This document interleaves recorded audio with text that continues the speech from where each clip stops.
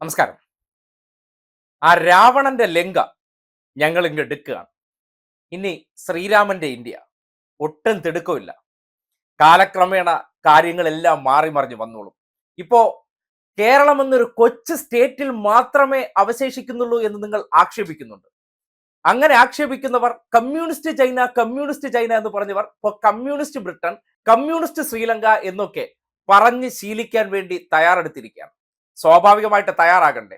നല്ലത് കുറച്ച് വൈകിയായാലും വന്നോളും. ഇപ്പോൾ നമ്മുടെ നാട്ടിൽ തന്നെ രാമന്റെ ആൾക്കാരെന്ന് പറഞ്ഞ് രാജ്യത്തെ കുത്തുപാള എടുപ്പിച്ചുകൊണ്ട് നടക്കുന്ന വിശ്വഗുരു സംഘവുമുണ്ട്. അവർ പല തരത്തിലുള്ള മോഹന വാഗ്ദാനങ്ങൾ കൊടുത്തും ഈ നാട്ടിലെ ജനങ്ങളെ പരസ്പരം തമ്മിലടിപ്പിച്ചും ഈ നാട്ടിലെ ജനങ്ങളെ മതവിദ്വേഷത്തിലൂടെ വേർതിരിച്ച് നിർത്തിയുമാണ് അധികാരത്തിൽ അമർന്നിരിക്കുന്നത്. എല്ലാ കാലത്തും അങ്ങനെ ഇരിക്കാമെന്ന് കരുതണ്ട. ഇപ്പോ ശ്രീലങ്കയുടെ കാര്യം തന്നെ എടുക്കും. കഴിഞ്ഞ കുറച്ചു കാലമായിട്ട് നമ്മുടെ നാട്ടിലെ പ്രതിപക്ഷവും BJPയും ഒന്നടങ്കം ശ്രീലങ്ക വലിയ സാമ്പത്തിക പ്രതിസന്ധിയിലേക്ക് അധപ്പതിച്ച സന്ദർഭത്തിൽ, എപ്പോ വലതുപക്ഷ രാഷ്ട്രീയക്കാർ ഭരിച്ചിരുന്ന സന്ദർഭത്തിൽ റെനിൽ വിക്രമസിംഗെ എന്ന പ്രധാനമന്ത്രിയുടെ കീഴിൽ ആ ഒരു രാജ്യം തിരിച്ചു വരുന്നു എന്നൊക്കെ ഇവർ വാഴ്ത്തിപ്പാടിയിരുന്നു. എവിടെ? അവിടെ ജീവിക്കുന്ന ജനങ്ങൾ തിരിച്ചറിയുന്നുണ്ടല്ലോ. അങ്ങനെയാണ് NPP നാഷണൽ പീപ്പിൾസ് പാർട്ടിയുടെ നേതാവായിട്ടുള്ള അനുര കുമാര ദിസരംഗെ, പേര് സംഘികളും കൊങ്ങികളും ശ്രദ്ധിക്കുക, അനുര കുമാര ദിസരംഗെ പുതിയ ശ്രീലങ്കൻ പ്രസിഡന്റ് ആണ്. പേര് മറക്കണ്ട. ഇനിയിപ്പോ കമ്മ്യൂണിസ്റ്റ് മുഖ്യമന്ത്രിയെ വേണം ശ്രീലങ്കയിൽ പോയാൽ കാണേണ്ടത്. കഴിഞ്ഞ കുറച്ചു കാലമായിട്ട് ഈ സംഘികളും കൊങ്ങികളും അല്ലെങ്കിൽ നമ്മുടെ കോൺഗ്രസ്സുകാരും ഈ സംഘപരിവാറുകാരും എന്ത് പറഞ്ഞാലും അതെല്ലാം CPM-നെ അല്ലെങ്കിൽ മാർക്സിസ്റ്റ് പാർട്ടിയെ, കമ്മ്യൂണിസ്റ്റ് പാർട്ടിയെ സംബന്ധിക്കുന്നിടത്തോളം അച്ചട്ടാണ്, അനുഗ്രഹമാണെന്ന് പറയേണ്ടി വരികയാണ്. അതായത് ഇതാ കേരളം ശ്രീലങ്കയെ പോലെ ആകുന്നു എന്നായിരുന്നു ഇവിടത്തെ പ്രചരണം. പറഞ്ഞു ഇപ്പൊ എന്തായി? ഇപ്പോ ശ്രീലങ്ക കേരള മോഡൽ ആയിരിക്കുകയാണ്. കേരളത്തിൽ നിന്നുള്ള ആ കാറ്റ് വീശി ശ്രീലങ്കയും ഇപ്പോ ചുവന്ന് തുടുത്തിരിക്കുകയാണ്. ഇനിയുള്ള കാലം ശ്രീലങ്കയ്ക്ക് ഇനി വസന്തമാണ്. അതായത് തിരിച്ചുവരവിന്റെ കാലമാണ്, ജനക്ഷേമത്തിന്റെ കാലമാണ്. അവർ തിരിച്ചറിയാൻ പോകുന്നു ഈ വലതുപക്ഷ രാഷ്ട്രീയങ്ങൾ പാടിപ്പുകഴ്ത്തുന്ന, പ്രചരിപ്പിക്കുന്ന, അവരുടെ പിണിയാളന്മാരായി പ്രവർത്തിക്കുന്ന മാധ്യമങ്ങളിലൂടെ പുറത്തു വരുന്ന കാര്യങ്ങളുണ്ട്. അതായത് ഒന്ന് ശ്രദ്ധിച്ചാൽ മതി. നമ്മുടെ മാധ്യമങ്ങൾ എടുത്ത് നോക്കിക്കഴിഞ്ഞാൽ നമ്മുടെ നാട്ടിൽ ഈ കമ്മ്യൂണിസ്റ്റ് രാജ്യങ്ങൾക്കെതിരെ നിരന്തരം വാർത്ത എഴുതാൻ വേണ്ടി ഒരു സ്പെഷ്യൽ കോളങ്ങൾ മാറ്റിവെച്ചിരിക്കും. അതുപോലെയാണ് മുസ്ലിം രാഷ്ട്രങ്ങൾക്കെതിരെയും കഥ എഴുതാൻ വേണ്ടി പ്രത്യേക കോളങ്ങൾ മാറ്റിവെക്കും. ക്രിസ്ത്യൻ ഭൂരിപക്ഷ രാജ്യങ്ങളെല്ലാം അടിപൊളിയാണ്, ഹിന്ദു ഭൂരിപക്ഷം രാജ്യങ്ങളെല്ലാം അടിപൊളിയാണ്, മുസ്ലിമും കമ്മ്യൂണിസ്റ്റും ഉള്ളതെല്ലാം മോശമാണ്. അതിന്റെ പ്രത്യേകത എന്ന് പറഞ്ഞാൽ ഈ മാധ്യമങ്ങൾക്കുള്ളിലിരിക്കുന്ന സംഘപരിവാറുകാരും അതിനെ നയിക്കുന്ന മുതലാളിമാരുടെ ഉള്ളിലിരിപ്പാണ് ഇങ്ങനെ നിരന്തരം. ചിലപ്പോൾ ചൈനയിൽ അറിഞ്ഞു കാണില്ല, അല്ലെങ്കിൽ ഉത്തര കൊറിയയിൽ അറിഞ്ഞു കാണില്ല. പിന്നെ ഉത്തര കൊറിയയിലെ ഭരണാധികാരി മിടുക്കനാണോ എന്നൊന്നും നമ്മൾ സർട്ടിഫൈ ചെയ്യാൻ ആളല്ല.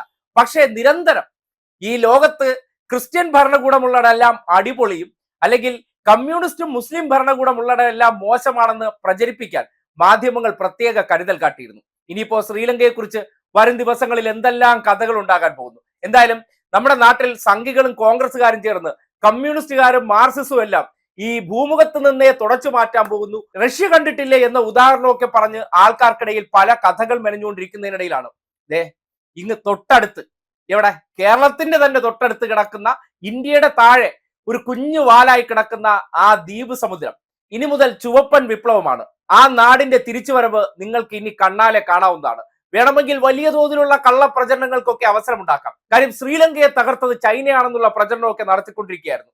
പക്ഷേ ആ നാട്ടിലെ ജനങ്ങൾക്ക് കാര്യങ്ങളെക്കുറിച്ച് വല്ലാതെ ബോധ്യപ്പെട്ടു. അതായത് 21 സംഘടനകൾ ചേർന്നാണ് ഈ NPP പാർട്ടി അവിടെ രൂപീകരിച്ചിരിക്കുന്നത്. അതിൽ വിദ്യാർത്ഥി സംഘടനകളുണ്ട്, യുവജനങ്ങളുണ്ട്, വനിതകളുണ്ട്, ട്രേഡ് യൂണിയൻ ഉണ്ട്.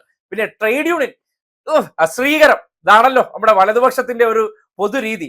ഈ തൊഴിലാളികൾ എന്നൊക്കെ പറഞ്ഞാൽ അവർക്ക് എന്തോ ഒരു പുച്ഛമാണ്.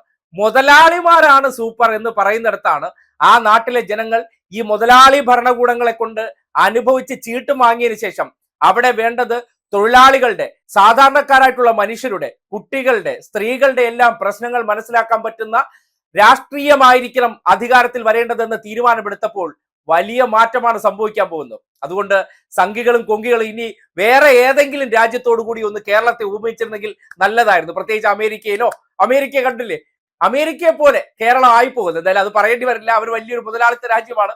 ഇങ്ങനെ ഏതെങ്കിലുമൊക്കെ രാജ്യങ്ങൾ തകർന്നു കഴിഞ്ഞാൽ ഉടനെ കേരളത്തിന്റെ പിടലി കൊണ്ടുവന്ന് വെച്ചിട്ട് ആക്ഷേപിക്കാൻ പരിശ്രമിച്ചവർക്ക് വായിൽ അമിട്ട് വെച്ച് പൊട്ടിക്കുന്ന ഒരു രീതിയാണ് കാലം മറുപടി കൊടുത്തിരിക്കുന്നത്.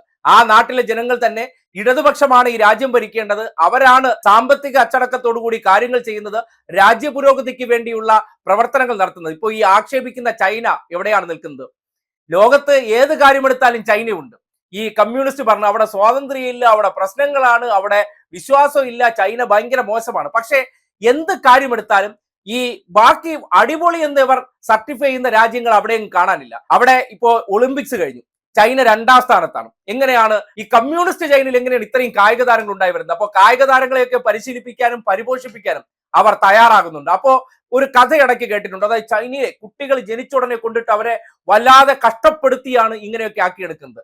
ആ പ്രചരണം നടത്തുന്ന മൂഢന്മാരോട് ചോദിക്കുന്നത്, സ്പോർട്സ് ഈസ് എ ടാലന്റ്. ഒരു വ്യക്തിക്ക് ടാലന്റ് ഉണ്ടെങ്കിൽ മാത്രമേ അവനിൽ നിന്ന് അതിന്റെ ഔട്ട്പുട്ട് എടുക്കാൻ പറ്റൂ. അല്ലാതെ ഏവനെങ്കിലും കൊണ്ടിട്ട് തല്ലിപ്പഴിപ്പിച്ചാൽ അവനിൽ നിന്ന് ഒരിക്കലും ഒരു പ്രതിഭയെ വാർത്തെടുക്കാൻ പറ്റില്ലെന്നുള്ള ഒരു സാമാന്യ ബോധമെങ്കിലും തിരിച്ചറിഞ്ഞു. എന്തായാലും ശ്രീലങ്കയിലും ഇനിയിപ്പോൾ അത്തരം നാളുകൾ വരാൻ പോവുകയാണ്. ഇനി രാമന്റെ രാജ്യത്തിലേക്ക് വന്നാൽ ഉടനടി നിങ്ങൾക്ക് പറയാം, ത്രിപുരയിൽ ഉണ്ടായിരുന്നു, ബംഗാളിൽ ഉണ്ടായിരുന്നു, തുടച്ചു നീക്കപ്പെട്ടു എന്ന്. അതെ, തുടച്ചു നീക്കപ്പെട്ടു. ഇങ്ങ് കേരളത്തിൽ മാത്രമേ ആ സംവിധാനമുള്ളൂ. ആ സംവിധാനം അങ്ങനെയാണ്, അത് സ്ലീപ്പിംഗ് പിൽസ് പോലെയാണ്. പതിയെ പതിയെ അത് എവിടെയൊക്കെ വീഴുന്നുണ്ടോ അവിടെ കിടന്ന് പതിയെ പതിയെ ഈ നാട്ടിലെ ഭരണകർത്താക്കൾ ചെയ്യുന്ന പ്രവർത്തനങ്ങളിൽ അത് അസ്വസ്ഥരായി ഈ സമൂഹത്തിന് വേണ്ടി അവർ നിലകൊണ്ട് അവർക്കിടയിൽ പ്രവർത്തിച്ച് ഒരു കാലത്ത് അത് പൂത്ത് തളിർക്കും. ആ പൂത്ത് തളിർക്കണ കാലം ചിലപ്പോൾ ഇന്നായിരിക്കില്ല, നാളെ ആയിരിക്കില്ല, കുറച്ച് കാലം കഴിഞ്ഞായിരിക്കും. അതുണ്ടാകുമെന്നേ, അതുണ്ടായാലേ മതിയാകൂ. അതിനുദാഹരണമാണ് കാലങ്ങൾക്ക് ശേഷം ശ്രീലങ്കയിൽ ആദ്യമായി കമ്മ്യൂണിസ്റ്റ് വിപ്ലവം ഉണ്ടാകുന്നത്, കമ്മ്യൂണിസ്റ്റ് ഭരണാധികാരി അധികാരത്തിലെത്തുന്നത്. അത് ഒരു ശുഭ സൂചനയാണ്. രാവണന്റെ നാട്ടിൽ എത്താമെങ്കിൽ ഇങ്ങ് രാമന്റെ നാടും വിദൂരമല്ലെന്ന് മാത്രമേ പറഞ്ഞു വെക്കാനുള്ളൂ.